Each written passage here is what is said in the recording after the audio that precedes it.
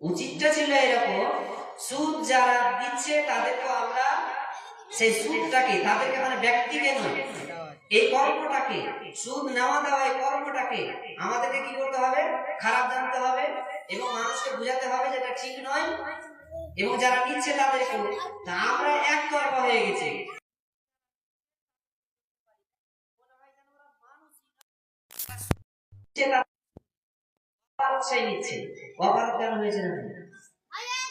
আপনাকে ভিক্ষা করতে বলা হয়, আল্লাহ রাসূল আপনাকে ভিক্ষা করতে বলেন, আপনাকে ভিক্ষা করতে বলেছে, তা আপনাকে ভিক্ষা করতে বলেছে, আপনি ভিক্ষা কেন করলেন না? আপনি ভিক্ষা না করে আপনি সুদের টাকাতে ভিক্ষাতে গেলেন না। সুদ দিলে যেমন যতটা গুনাহ হবে, নিলেও ততটা গুনাহ হবে। সত্য কথা হলো এটা, আমাদের বর্তমান সমাজে 80% লোক সুদের সাথে জড়িত। শুধু টাকা লেনদেন হচ্ছে এরকম না, বিভিন্ন রকম ভাবে 80 থেকে 90% মানুষ সুদের সাথে জড়িত।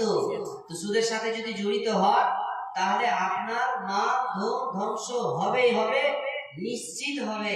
আপনাকে বলে দিচ্ছি, আজকে আপনি সুদের টাকা দিয়ে যেভাবে